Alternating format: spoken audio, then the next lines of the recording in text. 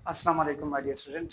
मेरा नाम असम खान है और मैं हूँ आपके केमिस्ट्री के टीचर। हम पढ़ने जा रहे हैं हमारे एमडी के 2025 के सिलेबस के मुताबिक केमिस्ट्री का पोर्शन, जिसमें हम क्लास 11 के 7 चैप्टर कवर कर चुके हैं और चैप्टर 8 का शुरुआत हम कर चुके हैं, जिसमें हमारा लेक्चर 01, लेक्चर 02, 03, 04, 05 हो चुका है।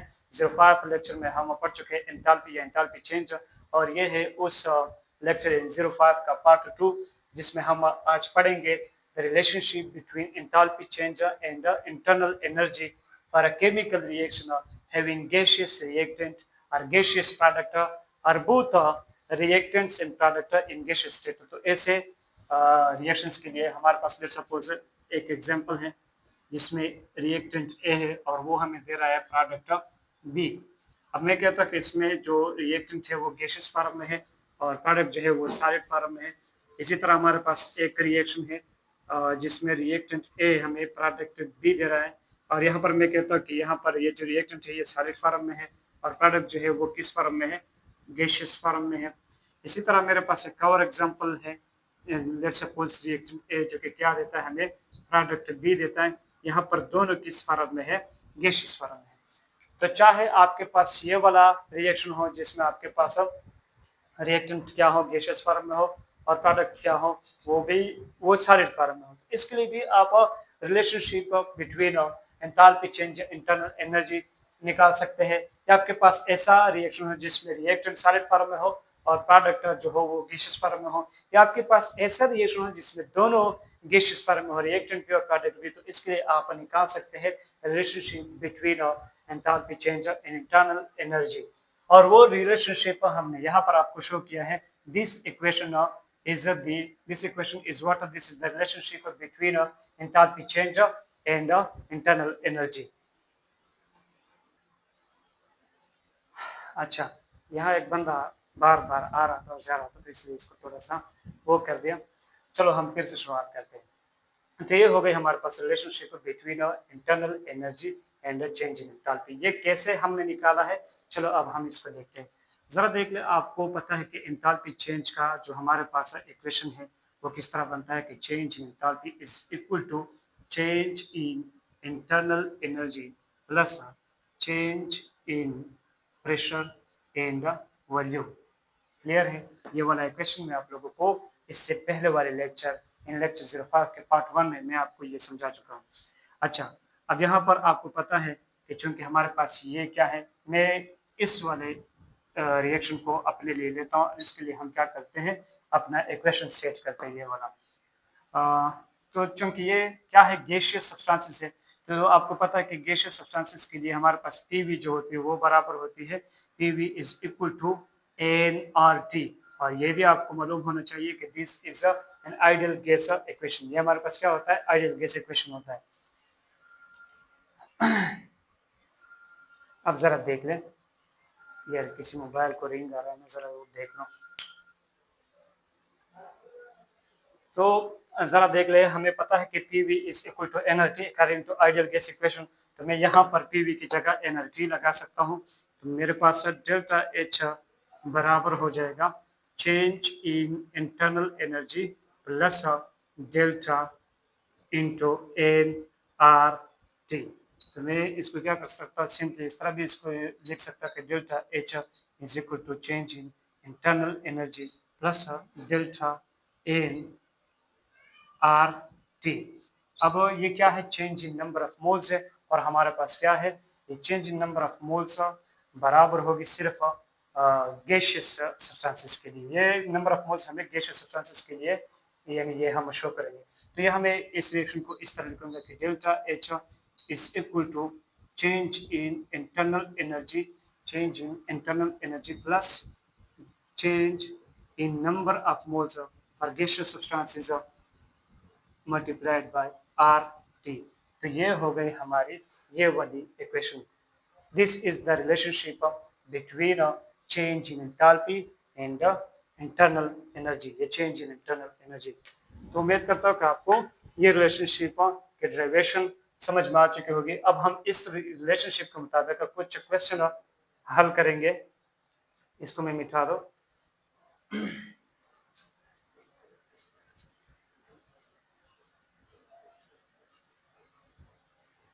इसको भी मिटाता हूँ, बस आपको पता होना चाहिए कि हमने क्या लिखा था। तो एक न्यूमेरिकल है, इसके ऊपर हम कुछ न्यूमेरिकल्स करते हैं। न्यूमेरिकल क्वेश्चन नंबर 1 है हमारे पास कि we have some reactions, we have some reactions is, हमारे पास कुछ रिएक्शंस है जिसमें से नंबर 1 है N2 plus O2 gives us 2NO। ये हो गई हमारे पास इक्वेशन या रिएक्शन नंबर 1। और एक रिएक्शन है हमारे पास, सॉरी यहाँ पर 2O2 है, तो यहाँ मैं क्या लिख सकता हूँ 2NO2। दूसरा रिएक्शन जो है वो हमारे पास क्या है 2N2 plus O2, 2N2 plus O2, यहाँ से क्या बनेगा 2N2O बन चुका है। और एक तीसरा रिएक्शन है, तीसरा रिएक्शन क्या दिया गया है हमें, sulphur dioxide plus oxygen gas react करके हमें क्या देता है सल्फर ट्राइऑक्साइड। इक्वेशन को बैलेंस करते हैं। इसी तरह एक इक्वेशन ये दिया गया है इक्वेशन नंबर 4, जिसमें हमें 2 nitric oxide, 2 moles of nitric oxide दिया गया है और 1 मोल्स ऑफ ऑक्सीजन गैस दिया गया है। यहाँ से हमें मिलता है 2NO2। 2NO2 जरा बैलेंस करते हैं, 2 नाइट्रोजन 2 नाइट्रोजन 2 ऑक्सीजन और 4 ऑक्सीजन, वहां पर भी 4 ऑक्सीजन है। इक्वेशन या रिएक्शन नंबर 5 जो है इसमें हमें क्या दिया गया है जिंक कार्बोनेट, और वो डिसोसिएट होके हमें क्या देता है zinc oxide plus carbon dioxide. अच्छा, अब ये देख ले कि ये हमारे पास क्या है गैस है, ये भी गैस है, ये भी गैस है, इस तरह ये भी गैस है, ये भी गैस है, ये सारे गैसियस सब्सटेंसेस है, ये भी गैस है, ये भी गैस है, इसी तरह ये भी गैस है। तो ये सारे हमारे पास है गैसियस सब्सटेंसेस है। लेकिन ये देख ले ये सॉलिड फॉर्म में है, इस तरह ये भी सॉलिड फॉर्म में है, और ये किस फॉर्म में है हमारे पास है गैसियस फॉर्म में है। अब अच्छा एक और भी है ये वाला, इसमें हमें मिल चुका है कैल्शियम कार्बोनेट, और वो डिसोसिएट होकर हमें दे रहा है calcium oxide plus carbon dioxide. यहाँ पर ये गैस है, ये सॉलिड है, ये भी सॉलिड है। अब पूछा जा चुका है हमसे, क्वेश्चन ये कर चुका है कि फाइंड दैट, क्या फाइंड करना है, number A change in enthalpy is greater than change in internal energy, और क्वेश्चन बी क्या गया है कि change in enthalpy is less than change in internal energy, or change in enthalpy is equal to change in internal energy, या D option D none of the above। तो ये हो गया हमारे पास क्वेश्चन। अब वो कहता है कि इनमें से हर एक, ये कितने रिएक्शंस दी गए हैं हमें 6 रिएक्शंस दी गई है, यानी और हर एक रिएक्शन को इक्वेशन, केमिकल इक्वेशन की शक्ल में शो किया गया है। अब हमने यहाँ पर ये वैल्यूज यूज करने हैं, और यूज करके हमने ये बताना है एग्जामिनर को कि इनमें से यानी इसके लिए फिर इसके लिए सबके लिए ये क्वेश्चन पूछा गया है कि एंथैल्पी चेंज जो है वो ग्रेटर है इंटरनल एनर्जी से, या लेसर है, या इक्वल है, या इनमें से कोई भी ऑप्शन करेक्ट नहीं है। तो हम यहाँ पर यानी हमें जगह थोड़ा बहुत कम मिल चुका है, क्योंकि सारे रिएक्शन है, इसको भी मैं नहीं मिटा सकता, इस क्वेश्चन को भी नहीं मिटा सकता। अगर मैं यहाँ पर क्वेश्चन शुरू करूँ, ये जगह जो है ये हमें क्वेश्चन के लिए मिल सकता है। ये वाला इक्वेशन नंबर 1 जो है जिसमें N2 रिएक्ट करके 2 मोल्स ऑफ ऑक्सीजन गैस के साथ, और हमें दे रहा है क्या दे रहा है 2NO2 दे रहा है। तो जरा देख ले इसके लिए change in number of moles क्या है। Change in number of moles आपको पता है कि the difference between number of moles यानी number of moles of product minus number of moles of reactant, लेकिन कौन से जो गैसियस हो। अब आपको पता है कि यहाँ जो हमारे पास प्रोडक्ट है वो भी गैसियस फॉर्म में है, और रिएक्टेंट जो है वो भी गैसियस फॉर्म में है, और प्रोडक्ट के है हमारे पास 2 मोल्स, रिएक्टेंट के है 2 + 1 3 मोल्स। तो यहाँ मेरे पास change in number of moles of gas आता है -1। तो मैं लिख सकता हूँ कि change in enthalpy is equal to change in internal energy minus, यहाँ पर मेरे पास इक्वेशन क्या था, एंथैल्पी चेंज वाला जो इक्वेशन है वो क्या है कि change in enthalpy is equal to change in internal energy less change in number of moles multiplied by RT। तो ये था हमारे पास इक्वेशन। तो मैं क्या कर सकता हूँ, यहाँ डेल्टा U और delta Ng in number of moles of gas की जगह क्या लिख सकता हूँ, प्लस इंटू -1 RT लिख सकता हूँ। क्लियर है, ये हमारे पास इक्वेशन है। डेल्टा Ng की वैल्यू क्या आ गई, -1 आ गई, और RT को अपनी जगह पर लगा दिया। फिर हम क्या कर सकते हैं, आपके पास ये इक्वेशन था, मेरे पास नहीं था, मैंने हटाया था, तो इस वजह से फिर से लिख दिया। अब जरा देख ले, यहाँ पर हमारे चेंज इन इंटरनल एनर्जी है वो किसके बराबर हो जाएगी, सॉरी यहाँ पर मैं गलत लिख चुका हूँ, डेल्टा H यानी चेंज इन एंथैल्पी वो बराबर हो जाएगी चेंज इन एंथैल्पी हमारे पास बराबर हो जाएगी change in internal energy -1 RT। तो जरा देख ले, यहाँ पर मतलब ये है कि हमारे पास एंथैल्पी चेंज जो है वो बराबर है इंटरनल एनर्जी चेंज के, लेकिन आपने क्या करना है, सिर्फ आपने इंटरनल एनर्जी से माइनस करनी है 1 RT को, तब ये हमारे पास जो इंटरनल एनर्जी चेंज है वो हमारे एंथैल्पी चेंज के बराबर है। मतलब ये है कि हमारे पास इंटरनल एनर्जी जो है वो डेल्टा H से क्या आ रही है, ग्रेटर आ रही है। सो यहाँ हमारा डेल्टा H जो है यानी enthalpy change this is less then internal energy. Clear है, तो ये हो गए हमारे आंसर इसके लिए, और ये कौन सा वाला है, option B is the correct option for this equation. पहले इक्वेशन के लिए मेरे पास ऑप्शन बी इज करेक्ट। दूसरा हमारे पास कौन सा है,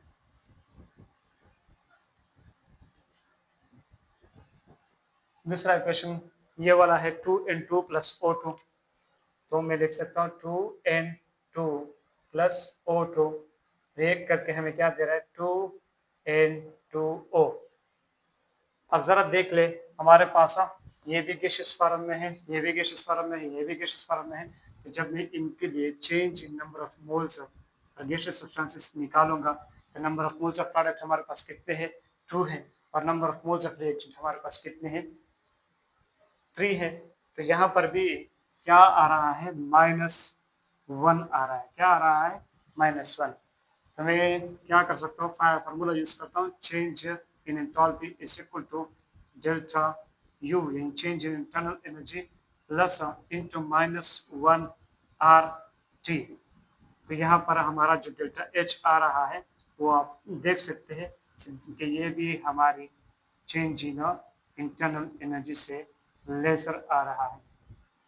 तो ये भी कौन सा ऑप्शन करेक्ट कर रहा है, option B, delta H is less than delta U, ये इंटरनल एनर्जी से हमारे एंथैल्पी चेंज, इसके लिए भी यही ऑप्शन करेक्ट है, ऑप्शन बी।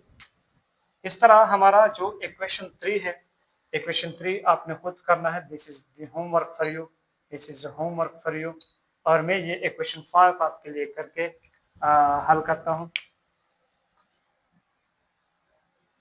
यहाँ से जरा देख लें, हमारे पास क्या है कि जिंक कार्बोनेट जो है, जिंक कार्बोनेट वो डिसोसिएट होकर जिंक ऑक्साइड बना रहा है प्लस ऑक्सीजन गैस बना रहा है। ये जो है ये गैसियस फॉर्म में है, ये सॉलिड फॉर्म में है, ये भी सॉलिड फॉर्म में है।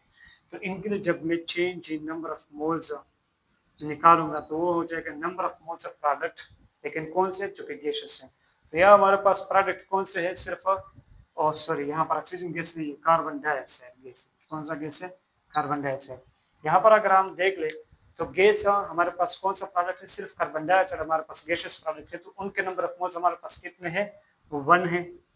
और हमारे पास रिएक्टेंट्स जो है, रिएक्टेंट्स में कोई एक भी गैसियस रिएक्टेंट नहीं है, दोनों यानी एक है और वो भी क्या है, सॉलिड में है। तो इनके नंबर ऑफ मोल्स में नहीं लूंगा। तो मेरे पास कोई गैसियस रिएक्टेंट है नहीं, तो इसका नंबर ऑफ मोल्स क्या हो जाएगा, 0 हो जाएगा। तो इसके लिए जो हमारे डेल्टा एन जी है उसकी वैल्यू आ रही है 1। सो मेरा डेल्टा एच जो है एंथैल्पी चेंज वो बराबर हो जाएगा change in internal energy plus 1 R T के बराबर हो जाएगा। अब जरा देख ले हमारा यहाँ पर मैंने फिर से डेल्टा एच लिख दिया, ये क्या है इंटरनल एनर्जी है। तो मेरा जो इंटरनल एनर्जी है वो डेल्टा एच के बराबर है, लेकिन अकेले नहीं, जब इंटरनल एनर्जी के साथ 1 आर टी एड हो जाएगी तब ये डेल्टा एच के बराबर है, मतलब डेल्टा एच इंटरनल एनर्जी से क्या है ग्रेटर है। तो मैं यहाँ पर लिख सकता हूँ कि delta H is greater than delta U या इंटरनल एनर्जी। तो यहाँ हमें कौन सा ऑप्शन सही मिल रहा है? This option is the correct option for a reaction और केमिकल इक्वेशन नंबर 5। और ये भी आपका क्या हुआ होमवर्क का, ये इसके मुताबिक है। और ये दो जो है यानी इक्वेशन टू तो मैं कर चुका हूँ। 3 और 4 ये आपने खुद करने हैं। 5 मैंने कर दिया, 1 2 भी मैंने कर दिया और 6 भी आप खुद करेंगे। तो होमवर्क हो गया ये भी आपका, और इनके आंसर आप मुझे कमेंट सेक्शन में जरूर बताएंगे। यह हो गया आपका होमवर्क। चलो अब हम एक और न्यूमेरिकल्स की तरफ चलते हैं, हल करने की कोशिश करते हैं उनको भी इस खूबसूरत से शाम में और इस खूबसूरत से लेक्चर के साथ न्यूमेरिकल्स को भी हल करने की कोशिश करते हैं। Find the value of a change in enthalpy minus change in internal energy. Question क्या है? Find the value of change in enthalpy minus change in internal energy. In kilojoule per mole, in a kilojoule per mole for the following reaction. Following reaction कौन सा है हमारे पास? Reaction क्या है कि N2O5 gives us 4NO2 plus O2। यहाँ पर मैंने क्या करना है, इसको बैलेंस करना है। और ये रिएक्शन जो हो रहा है वो किस टेम्परेचर पर हो रहा है? 27 डिग्री सेंटीग्रेड पर। 27 डिग्री सेंटीग्रेड पर। अब जरा देख ले इसके लिए आपने क्या मालूम करना है? एंथैल्पी चेंज और इंटरनल एनर्जी में जो डिफरेंस है उसकी वैल्यू आपने इस रिएक्शन के लिए मालूम करनी है, लेकिन किस में? ना कैलोरीज में, ना जूल में, किलोजूल में मालूम करनी है। तो जरा देख ले, आपको पता है कि हमारा एंथैल्पी चेंज जो है वो बराबर है internal energy plus change in number of moles of gaseous substances multiplied by RT। यहाँ पर मैं change in number of moles of gaseous substances किस तरह निकाल सकता हूँ कि number of moles of product of gaseous substances, यहाँ पर दोनों गैसियस है, ये भी क्या है गैसियस है। 1 + 4 number of moles of product कितने हो गए? 5 और रिएक्टेंट की कितने हैं? 2। अब जरा आप याद रखें कि ये यहाँ पर नंबर ऑफ मोल्स हम कौन से लेते हैं? यहाँ पर जो रिएक्टेंट है, जो प्रोडक्ट है या रिएक्टेंट है, इसके जो कोएफिशिएंट्स होते हैं बैलेंस केमिकल इक्वेशन वो वही उसके नंबर ऑफ मोल्स होते हैं। जैसे कि इसका कोएफिशिएंट 1 है तो ऑक्सीजन के नंबर ऑफ मोल्स कितने हो गए? 1 हो गए। इसके कोएफिशिएंट 4 है तो इसके नंबर ऑफ मोल्स 4 हो गए। तो सर देख ले हमारे पास number of moles of product कितने हैं? 5 है। और number of moles of reactant of gaseous substances हमारे पास कितने हैं? 2 है। तो वैल्यू क्या आ गई? 3 मोल्स आ गई। कितने? 3 मोल्स। 3 मोल्स हमारे पास change in number of moles आ गए। इसके बाद आपको पता है कि R की वैल्यू हमारे पास बराबर है 8.314 जूल्स पर मोल केल्विन। जूल्स पर मोल केल्विन 8.314 जूल्स पर मोल केल्विन। अच्छा, अब T की वैल्यू क्या है? हमें पता है कि T हमें कितना दी गई है? 25 डिग्री सेंटीग्रेड। कितना दिया गया है? 25 डिग्री सेंटीग्रेड। और आंसर मांगा गया है किलो जूल पर मोल में। तो हम लगा सकते हैं कि हमारा जो चेंज इन एंथैल्पी है वो बराबर है change in internal energy plus delta n g की वैल्यू कितनी है? 3 मल्टीप्लाइड बाय, यहाँ पर 3 के साथ हम क्या लिखेंगे? 3 मोल्स लिखेंगे, क्योंकि इसकी यूनिट हमारे पास क्या आ रही है? मोल है। Multiplied by 8.314 joules per mole kelvin.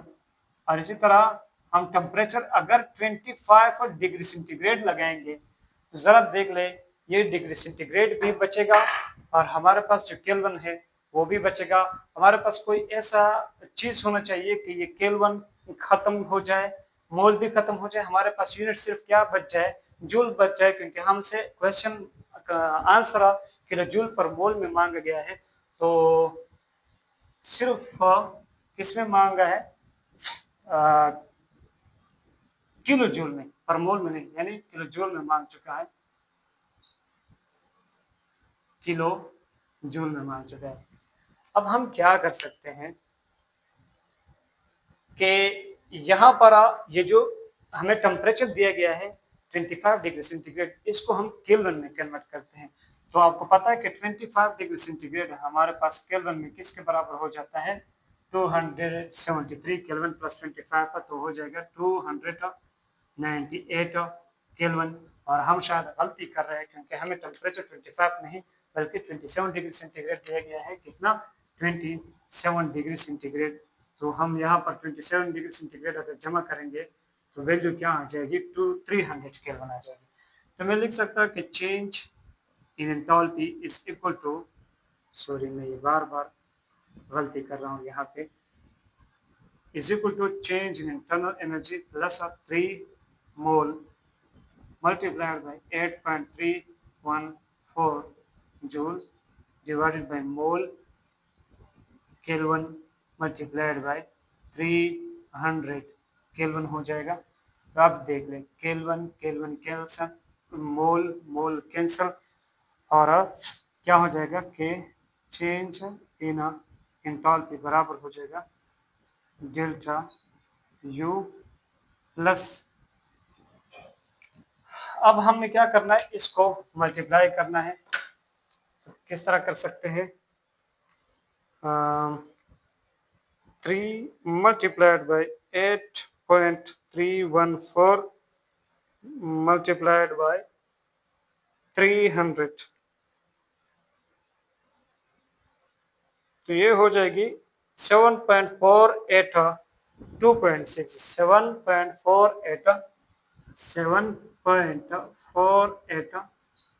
2.6 joule answer आ गए। अच्छा, अब यहाँ पर हम क्या कर सकते हैं? इसको इधर ले आते हैं तो ये हो जाएगा change in enthalpy minus change in internal energy, और ये हो जाएगी 7.48 2.6 जूल्स। अब वो वहां पर किलो जूल में आंसर मांगा गया है, तो हम क्या करते हैं? इसको 1000 से डिवाइड करते हैं। सॉरी, ये 7 पॉइंट नहीं है, 7 पॉइंट नहीं है, मैं यहाँ पर गलती कर चुका हूँ, इसके लिए बहुत ज्यादा सॉरी। ये क्या है? यहाँ पर कामा यूज किया है हमने, यानी 7482.6 7482.6 जूल। तो हमने इसको क्या करना है? इसको किलो जूल में अगर हम कन्वर्ट करेंगे तो इसको 1000 से डिवाइड करेंगे, क्योंकि 1 किलो जूल में हमारे पास 1000 जूल्स होते हैं।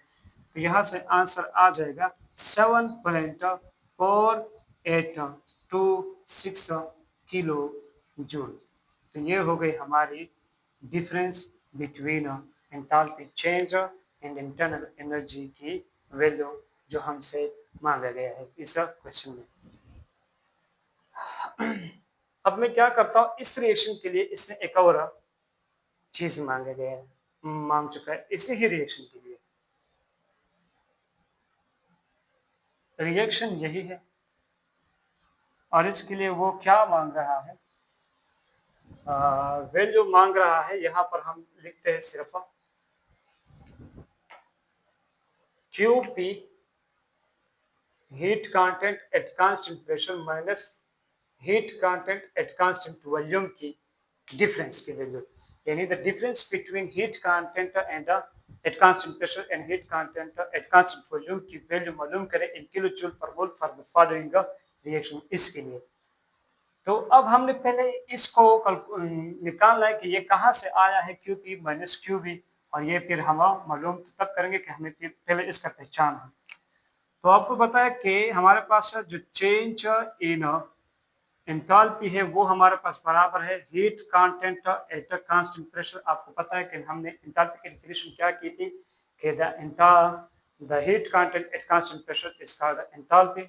So heat content at constant pressure हमारे पास एंथैल्पी या एंथैल्पी चेंज के बराबर होती है। एक बात तो ये, दूसरी बात ये याद रखें कि आपके पास जो इंटरनल एनर्जी का जो इक्वेशन है यानी फर्स्ट लॉ ऑफ थर्मोडायनामिक्स, उसमें डेल्टा यू बराबर होती है heat content plus work done के, किसके? वर्क डन के। तो आपको पता है कि वर्क हमारे पास बराबर होती है P into change in volume के माइनस P डेल्टा V के। तो यहाँ पर मैं इसको इस वैल्यू को यूज कर सकता हूँ। तो चेंज इन इंटरनल एनर्जी बराबर हो गई heat content plus into minus P change in volume. तो यहाँ ये क्या हो सकती है, ये बराबर हो जाएगी change in heat content minus P delta V। अब ये क्या है, ये सिस्टम है एट कांस्टेंट प्रेशर, क्योंकि P हमने इधर लगाए हैं, चेंज से बाहर लगाए हैं। इसका मतलब है कि प्रेशर कांस्टेंट है। लेकिन मैं क्या करता हूँ, इस सिस्टम को मैं लेता हूँ एट कांस्टेंट वॉल्यूम पर। किस पर लेता हूँ? Eight constant volume. तो ये क्या हो जाएगा, हमारा जो इंटरनल एनर्जी का चेंज है, इंटरनल एनर्जी ये बराबर हो जाएगी heat content at constant volume minus P, और ये क्या हो जाएगा 0। आपको पता है कि चेंज इन वॉल्यूम, अगर मैं यानी वॉल्यूम को कांस्टेंट लेता हूँ तो यानी चेंज इन वॉल्यूम फिर हमारे पास क्या आ जाएगी 0। मैं यहाँ पर लिखता कि let's suppose this system is eight constant pressure, constant volume. हम क्या करते हैं, इस सिस्टम को कांस्टेंट वॉल्यूम पर लेकर आते हैं। तो मेरे पास ये इक्वेशन क्या हो जाएगा कि चेंज इन इंटरनल एनर्जी बराबर हो जाएगी हीट कांटेंट में जो चेंज है eight constant volume minus P multiplied by 0, क्योंकि चेंज इन वॉल्यूम अब हमारे पास क्या आ गया 0। हमने सिस्टम को क्या ले लिया एट कांस्टेंट वॉल्यूम पर। तो यहाँ से मेरा जो चेंज इन इंटरनल एनर्जी है वो बराबर आ रही है heat content at constant volume के, क्योंकि P मल्टीप्लाइड बाई 0 से आ जाएगा 0। तो 0 अगर हम इससे माइनस करेंगे तो कोई फर्क नहीं पड़ेगा। तो ये हो गई, यहाँ से हमें पता लग गई कि heat content at constant volume हमारे पास बराबर होती है इंटरनल एनर्जी के। जिस तरह आपके पास heat content at constant pressure बराबर होती है एंथैल्पी या एंथैल्पी चेंज के, इसी तरह heat content at constant volume बराबर होती है आपके पास इंटरनल एनर्जी के। तो जब आपने मालूम किया था, यहाँ पर मैं इन सब को मिटाता हूँ।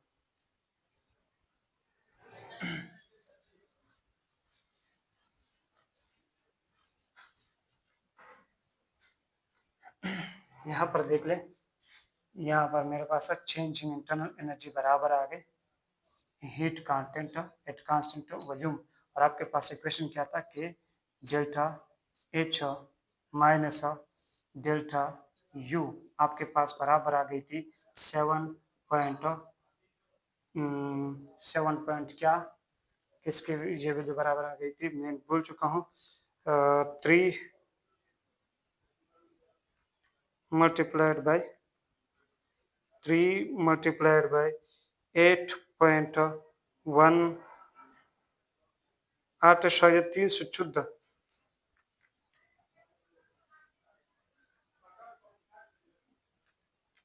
8 शायद 314 ज़रबे 300 7.4826 क्या आ गई थी, आपको पता है 7.4826 7.4826 26 किलो जूल। ये इससे पहले जो हमने क्वेश्चन कर लिया उसके लिए delta H minus delta U की वैल्यू ये आ गई थी। तो ज़रा देख लें मैं क्या कर सकता हूँ। डेल्टा एच चूँकि हमारे पास बराबर है change in heat content at constant pressure और डेल्टा यू मेरे पास बराबर है heat content at constant volume. तो मैं यहाँ पर लिख सकता हूँ कि heat content at constant pressure minus heat content at constant volume, ये भी बराबर हो जाएगी 7.4826 किलो जूल। तो ये आ गई हमारा आंसर फॉर दिस क्वेश्चन और ये क्वेश्चन है हमारा 3। क्लियर है।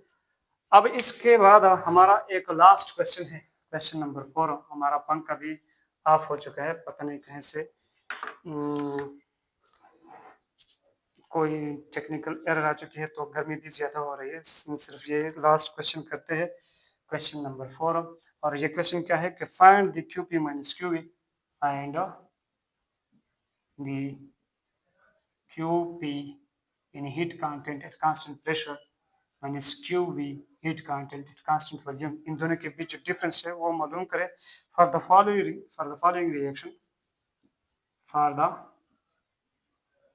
फॉलोइंग रिएक्शन इन जूल, किसमें मालूम करना है, जूल्स में। वो किलो जूल में था और इसके लिए अपने जूल्स में मालूम करना है। रिएक्शन क्या दिया गया है 3NO2 प्लस H2O, ये है हमारे पास लिक्विड और ये हमारे पास गैस।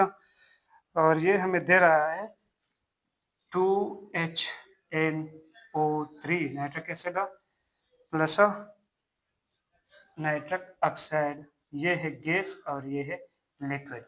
तो पहले आपने क्या करना है, इसके लिए change in number of moles और गैसियस सब्सटेंसेस निकालनी है और फिर जाके आपने इसके लिए delta H plus delta U वो वाली इक्वेशन लगानी है। ये जो हमने इसके लिए रिलेशनशिप डेल्टा एच और डेल्टा यू में जो रिलेशनशिप वाला वो इक्वेशन है वो लगाना है। फिर इसमें delta H minus delta U करना है और फिर डेल्टा एच की जगह आप लगा सकते हैं Q P and delta U की जगह आप लगा सकते हैं क्यू बी और इसी तरह आपको वो आंसर मिल जाएगा। ये हो गया आपका होमवर्क। उम्मीद करता हूँ कि आपको ये क्लास बहुत पसंद आ चुका होगा। तो इंशाल्लाह मिलेंगे नेक्स्ट क्लास में, तब तक के लिए अल्लाह हाफिज एंड वेरी गुड नाइट।